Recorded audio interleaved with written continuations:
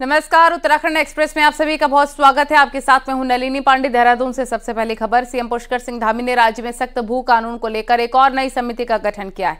धामी सरकार ने 5 सदस्यों की प्रारूप समिति बनाई, जिसमें अपर मुख्य सचिव राधा रतूड़ी अध्यक्ष बनाई गई और सचिव, प्रमुख सचिव न्याय, सचिव राजस्व और सचिव सामान्य इसके सदस्य होंगे। इसके अलावा सीएम के अपर सचिव जगदीश कांडपाल को भी इस प्रारूप समिति का सदस्य बनाया गया है। राज्य में भू कानून के लिए इससे पहले एक समिति बनाई गई थी और उस समिति ने सितंबर 2022 में सरकार को रिपोर्ट दी थी और ठोस भू कानून के लिए 23 सुझाव दिए थे। तो अब नई समिति उस पिछली समिति की रिपोर्ट का परीक्षण करेंगे और 24 दिसंबर को कई संगठनों ने महारैली का आह्वान किया। उससे पहले सीएम धामी ने यह बड़ा फैसला लिया है।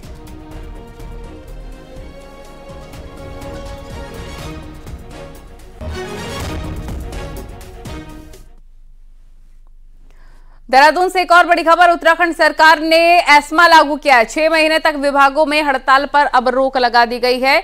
अब 6 महीने तक नहीं कर सकेंगे किसी भी प्रकार का हड़ताल। सचिव कार्मिक शैलेश ने आदेश जारी किया है।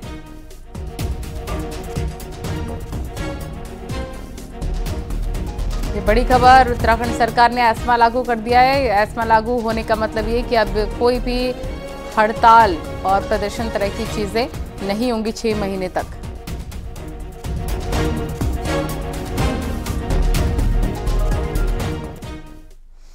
जम्मू कश्मीर के पुंछ में राजौरी में सेना पर हुए आतंकी हमले में चमोली के नारायण बगड़ के बमियाला गांव के वीरेंद्र सिंह भी शहीद हो गए हैं। वीरेंद्र सिंह की शहीद होने की जैसी खबर गांव में मिली, पूरे गांव में शोक की लहर दौड़ गई।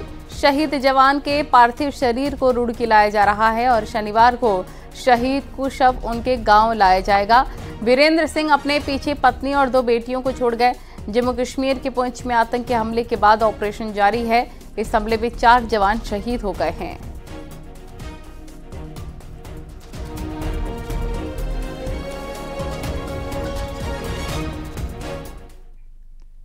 कोटद्वार के वीर सपूत गौतम कुमार की भी जम्मू कश्मीर के पुंछ में शहादत हुई है। राजौरी पुंछ में आतंकवादियों से लोहा लेते हुए 28 साल की सेना के जवान गौतम कुमार शहीद हो गए। गौतम कुमार कोटद्वार के शिवपुर इलाके के रहने वाले थे और 11 मार्च को उनकी शादी होने वाली थी। सेना की तरफ से परिवार को सूचना दी गई, जिसके बाद परिवार में कोहराम मच गया। गौतम कुमार 2014 में गढ़वाल राइफल्स में भर्ती हुए थे और अभी आर्म्ड रेजिमेंट में तैनात थे। हम सब इसके लिए संवेदनाएं व्यक्त करते हैं हम लोग सब कि उसकी अब देखो देश के लिए कोई शहीद इसलिए होता है, मतलब हम कसम खाते हैं जब सेना में भर्ती होते हैं कि हम गीता की कसम खा के कहते हैं, तो वो हमने अपने वादे को पूरा किया है। जमीन धोखाधड़ी के मामले में गिरफ्तारी उद्योगपति सुधीर बिंडलास को 1 दिन की सीबीआई रिमांड पर भेजा गया है। देहरादून एसीजेएम कोर्ट सुधीर बिंडलास समेत 5 आरोपियों की यहां पर पेशी हुई, जिसके बाद कोर्ट ने 5 को 1 दिन की सीबीआई रिमांड के लिए भेज दिया है। सुधीर बिंडलास पर धोखे से जमीन बेचने का आरोप है। सुधीर पर कई केसेस हैं। पिछले साल सितंबर में सरकार ने बिंडलास से जुड़े सभी मामलों में सीबीआई जांच के आदेश दिए थे और अब गुरुवार को सुधीर बिंडलास को गिरफ्तार कर लिया गया था। सीबीआई ने 3 दिन की पुलिस रिमांड मांगी थी कस्टोडियल इंट्रोगेशन के लिए। हमारे ऑब्जेक्शंस के बाद और सीबीआई को सुनने के बाद 1 दिन की पुलिस रिमांड पे दे दिया गया है। कल वो कोर्ट में पेश कर। गुरुवार को एआरटीओ ऑफिस रामनगर में विजिलेंस की टीम ने छापा मारा, जिससे कि ऑफिस में हड़कंप मच गया। बताया जा रहा है कि किसी ने विजिलेंस पे शिकायत की थी कि एआरटीओ कार्यालय में तैनात प्रशासनिक अधिकारी ललित आर्य ई रिक्शा के रजिस्ट्रेशन के 2200 रुपए मांग रहे थे। शिकायत पर विजिलेंस की टीम ने ललित आर्य को 2200 रुपए लेते हुए पकड़ लिया। अभी विजिलेंस की टीम की कार्रवाई लगातार जारी है।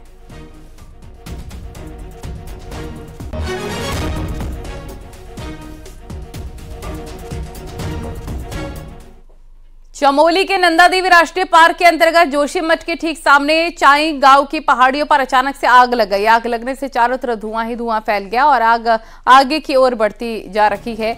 मौके पर वन विभाग की टीम पहुंची, लेकिन लगातार आग बुझाने का प्रयास अभी भी जारी है। वहीं दूसरी तरफ वन विभाग का कहना है कि गांव के शरारती तत्वों ने सूखी घास को जलाने के लिए आग लगाई है।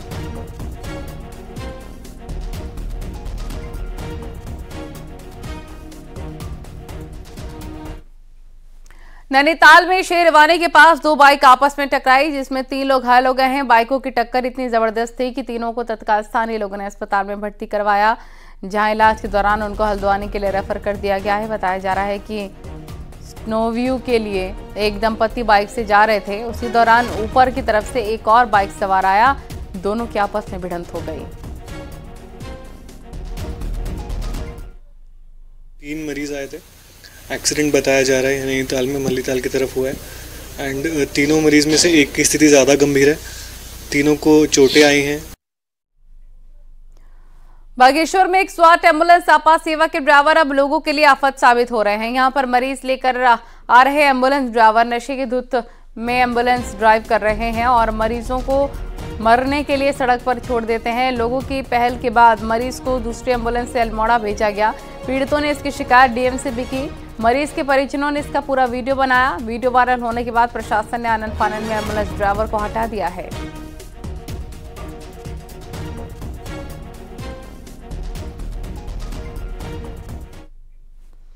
हल्द्वानी रेलवे स्टेशन की जमीन से अतिक्रमण हटेगा या नहीं, इस पर सुप्रीम कोर्ट को फैसला करना है, लेकिन केंद्र सरकार के उस हलफनामे ने अतिक्रमणकारियों के बीच हलचल को बढ़ा दिया है, जिसमें केंद्र सरकार ने इस अतिक्रमण को रेलवे विस्तार के लिए यहां से हटाना जरूरी करार दिया। हालांकि शहर के दूसरे हिस्से के लोग केंद्र सरकार के हलफनामे का स्वागत कर रहे हैं, लेकिन कांग्रेस के स्थानीय विधायक जो हैं इसे राजनीतिक हलफनामा करार दे रहे हैं। विधायक पूरे मामले की सुप्रीम कोर्ट में मजबूत पैरवी का दावा करते नजर आए।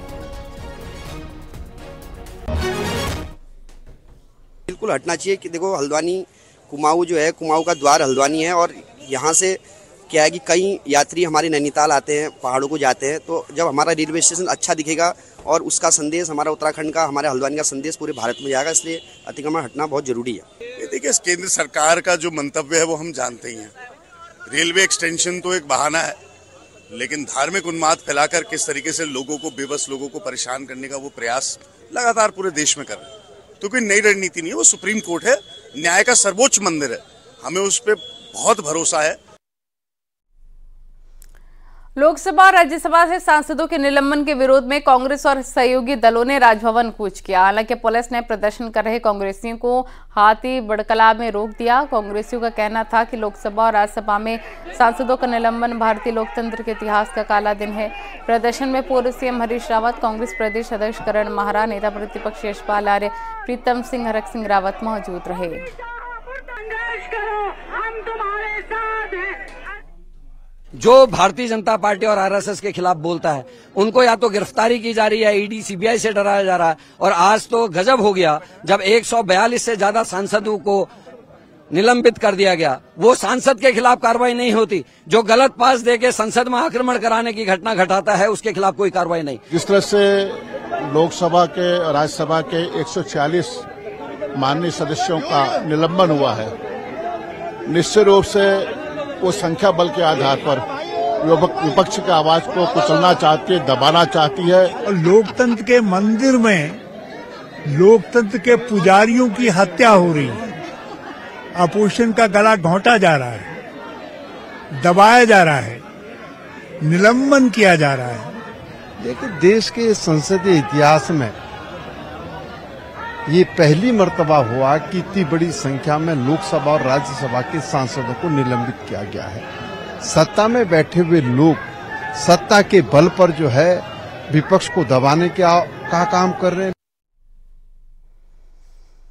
कांग्रेस के राजभवन कूच पर सीएम पुष्कर सिंह धामी का कहना है कि कांग्रेस ने संवैधानिक पद पर बैठे उपराष्ट्रपति का मजाक उड़ाया। ये देश का अपमान है।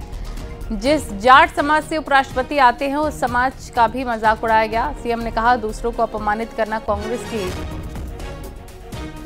परिपाटी रही है।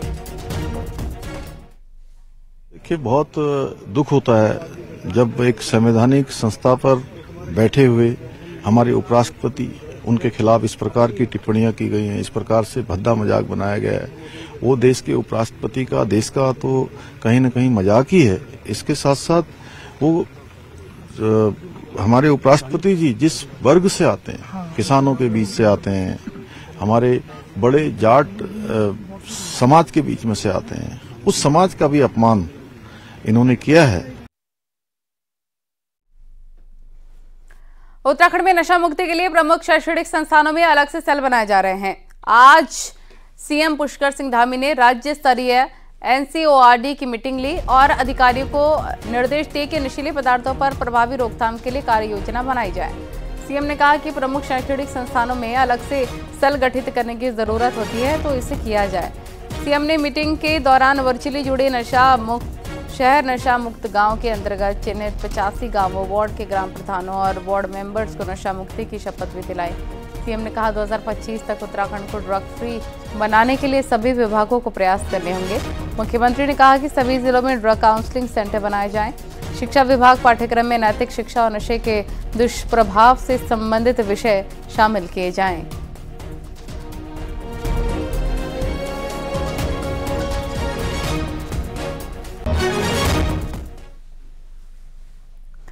लोकसभा चुनाव को लेकर बीजेपी ने अपने इंटरनल सर्वे को अब जनता के बीच में जाना शुरू कर दिया है, जिसमें कि सांसदों के पिछले 5 साल की परफॉर्मेंस और नए सांसदों के लिए दावेदार तक लोगों से ही पूछे जा रखे हैं।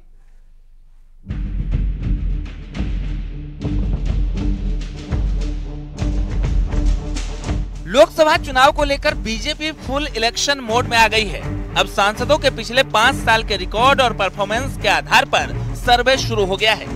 पार्टी हर लोकसभा सीट पर बीजेपी पदाधिकारियों से लेकर जनता से सांसद का रिपोर्ट कार्ड चेक कर रही है, जिसमें इलाके में हुए काम से लेकर जनता से ही उनके संसदीय सीट के लिए 3 दावेदार के नाम भी पूछे जा रहे हैं। जिसे जन भागीदारी की बात कहते हैं, ये उसका सबसे बड़ा द्योतक है कि कैसे एक सांसद की परफॉर्मेंस को, सांसद की एक्सेसिबिलिटी को, सांसद के इनिशिएटिव्स पर कैसे सरकार की कौन सी योजनाएं जनता को पसंद आई, कौन से इनिशिएटिव्स पसंद आए, वो पूरा सर्वे इस बात पर हो रहा है। बीजेपी कहती है कि ये सांसदों की परफॉर्मेंस चेक करने के साथ ही सीधे केंद्र से मॉनिटरिंग का तरीका है, जिसमें जनता अपनी सीट से नए दावेदार के नाम भी ले सकती है।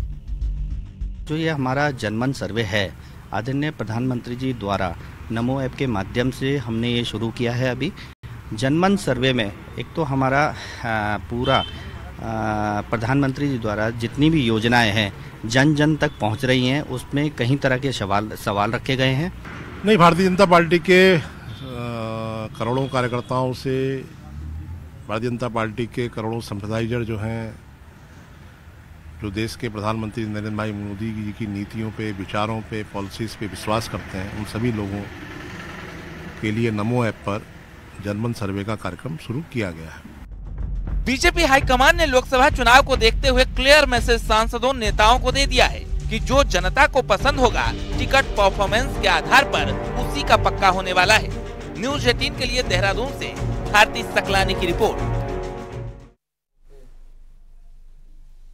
देहरादून से खबर आ रही है, लोकसभा चुनाव के मद्देनजर 31 जनवरी से पहले बम्पर ट्रांसफर होंगे। सूत्रों की माने तो इसको लेकर चुनाव आयोग ने सभी राज्यों को निर्देश भेजा है और कहा है कि एक ही जिले में 3 साल से जमे ऑफिसर्स बदलने होंगे। ये निर्देश IAS, IPS, PCS समेत BDO लेवल तक प्रभावी होंगे।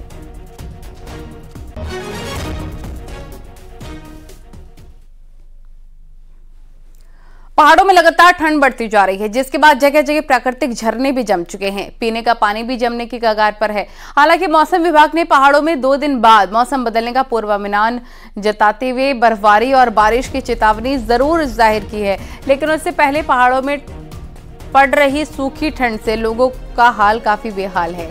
सड़कों पर पिछले दिनों हुई बर्फबारी से लोगों को चलने में भी दिक्कतें हो रही हैं।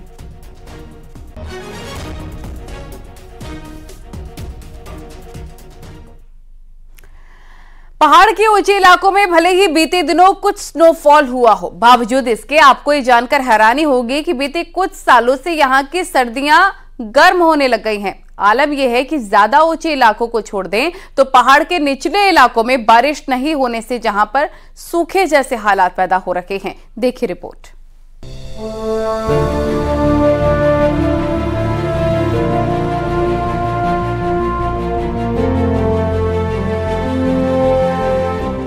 इसे ग्लोबल वार्मिंग का असर कहें या फिर कुछ और, पहाड़ का मौसम सर्दियों में बीते 3 साल से बदला हुआ है।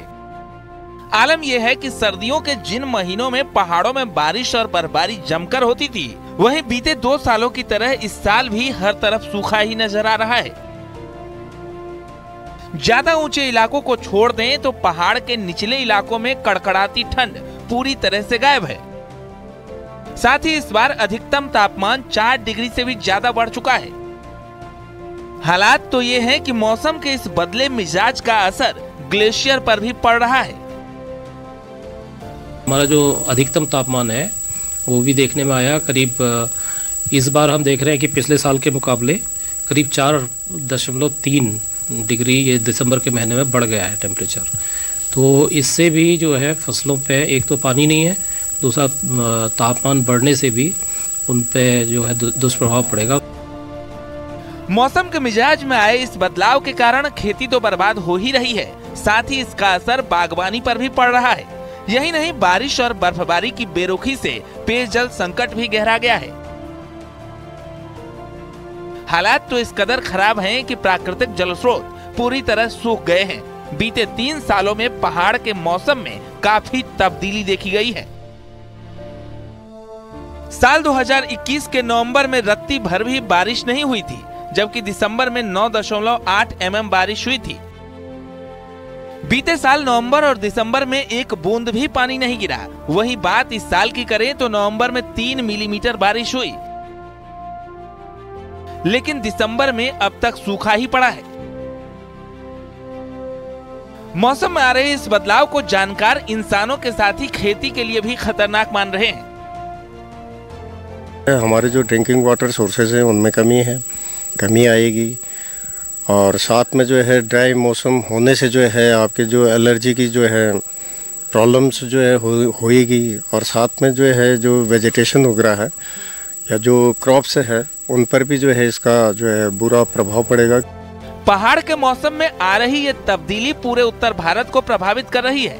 यही नहीं, बारिश और बर्फबारी के बदले पैटर्न ने पर्यावरण में भी खासा बदलाव किया है। ऐसे में अगर सर्दियां यूं ही बढ़ते पारे के साथ गुजर गई तो तय है कि आने वाले दिनों में लोगों को कई और दिक्कतें झेलनी पड़ सकती हैं। अल्मोड़ा से किशन जोशी के साथ पिथौरागढ़ से विजयवर्धन उप्रेती की रिपोर्ट।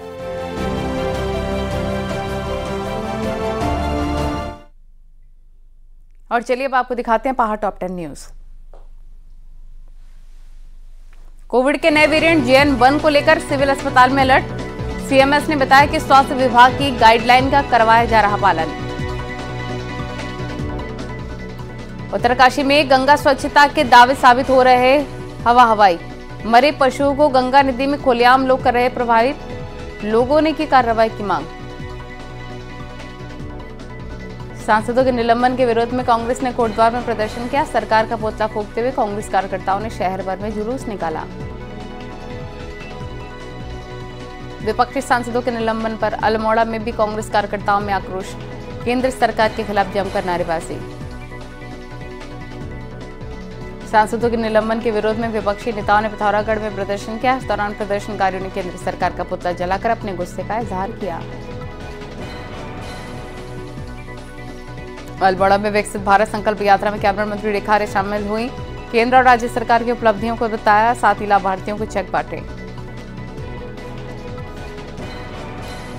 जोशीमठ पहुंची विकसित भारत संकल्प यात्रा में जन कल्याणकारी योजनाओं के बारे में लोगों को बताया गया। साथ ही इस दौरान विभिन्न विभागों के स्टॉल्स भी लगाए गए। सनातन धर्म प्रतिनिधि सभा अपना शताब्दी वर्ष समारोह मनाने जा रही है। हरिद्वार के सप्तऋषि आश्रम में होने वाले कार्यक्रम में 24 दिसंबर को कई विद्वान शामिल होंगे। बागेश्वर में वन विभाग के अधिकारी कर्मचारी को जंगल की आग रोकने के लिए प्रशिक्षण दिया गया है। साथ ही बताया गया कि आधुनिक तकनीक के साथ अपडेट रहने की जरूरत है। चक्राता के दातनो गांव में द हंस फाउंडेशन के द्वारा एक मेडिकल कैंप तथा योग शिविर का आयोजन किया गया। कैंप में दूर दूर से आए लोगों ने अपनी जांच करवाई। पुष्कर सिंह धामी कैबिनेट की आज बैठक हुई और बैठक में कई बड़े फैसले लिए गए। राज्य के नए खुले थाने और चौकियों के लिए 327 नए पुलिसकर्मियों के पद को मंजूरी दी गई। वहीं परिवहन निगम में फ्रीज किए गए 195 पदों को खोल दिया गया। मृतक आश्रितों के लिए ये पद रहेंगे। यूपीएससी और डिफेंस फोर्सेस की तैयारी के लिए भत्ता बढ़ा दिया गया है। मेन परीक्षा के लिए भत्ता बढ़ाकर 1 लाख कर दिया गया है। मुख्यमंत्री महालक्ष्मी योजना में बदलाव किया गया है। बद्री केदार मंदिर समिति में भर्ती गाइडलाइन तय हो गई है। गाइडलाइन से ही भर्ती होगी, जबकि अंत्योदय और बीपीएल कार्ड धारकों को 8 रुपए प्रति किलो नमक दिया जाएगा। औद्योगिक भवनों का नक्शा सीडा पास करेगा तो राज्य में बीमा योजना का प्रीमियम भी बढ़ा दिया गया है।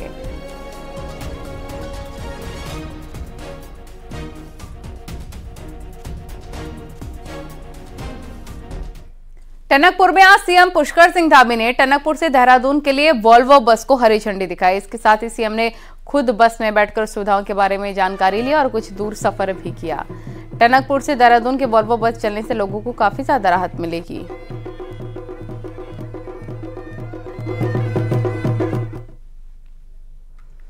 उपराष्ट्रपति जगदीप धनखड़ शनिवार को हरिद्वार दौरे पर रहेंगे। उपराष्ट्रपति यहां पर गुरुकुल कांगड़ी यूनिवर्सिटी में आयोजित कार्यक्रम में शामिल होंगे। कार्यक्रम को लेकर यूनिवर्सिटी और जिला प्रशासन तैयारी को अंतिम रूप दे रहा है। यहां यूनिवर्सिटी के दयानंद स्टेडियम में बड़ा पंडाल बनाया जा रहा है। उपराष्ट्रपति के दौरे के चलते पुलिस प्रशासन की ओर से सुरक्षा व्यवस्था भी चाक चौबंद की जा रही है। आईजी गढ़वाल ने हरिद्वार पहुंचकर सुरक्षा व्यवस्थाओं का जायजा भी लिया। अधिकारी और 11 एडिशनल एसपी और एसपी, 6 कंपनी पीएसी और बड़ी संख्या में आर्मड पुलिस और सिविल पुलिस के जवानों की नियुक्ति की है। देहरादून में संघ कार्यालय में आज आरएसएस के संघ कार्यवाह दत्तात्रेय होसबोले ने पदाधिकारियों की मीटिंग ली। मीटिंग में अयोध्या में राम मंदिर की प्राण प्रतिष्ठा को लेकर 22 जनवरी को होने वाले कार्यक्रम को लेकर चर्चा की गई। होसबोले 3 दिन के दौरे पर देहरादून में है। शनिवार को परिवार प्रबोधन का कार्यक्रम होगा। आरएसएस उत्तराखंड में 5000 गांवों तक अपनी पहुंच बनाना चाहती है, जिसके लिए आरएसएस एक अभियान भी चलाने जा रही है।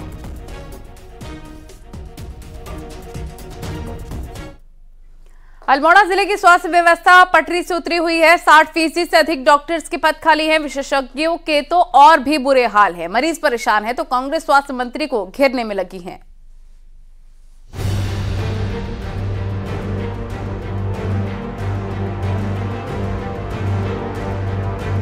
अल्मोड़ा जिले के 11 ब्लॉकों में 290 डॉक्टर होने चाहिए, जबकि 125 डॉक्टर ही मरीजों का इलाज कर रहे हैं। विशेषज्ञ डॉक्टरों के पद भी खाली हैं।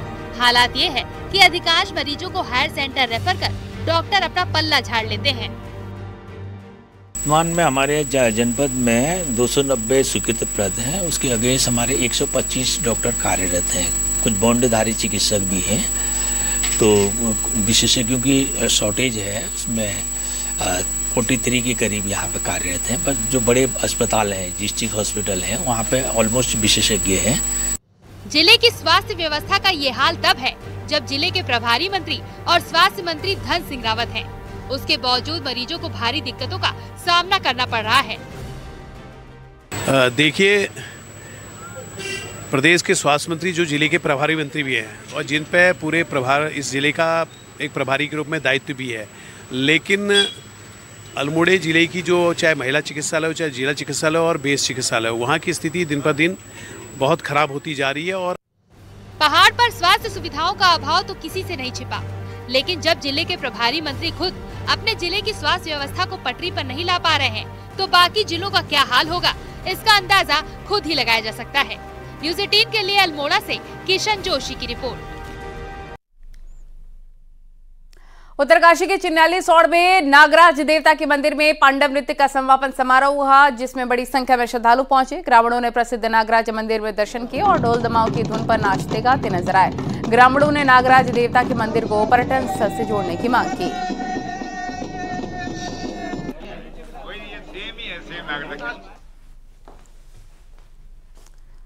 नागर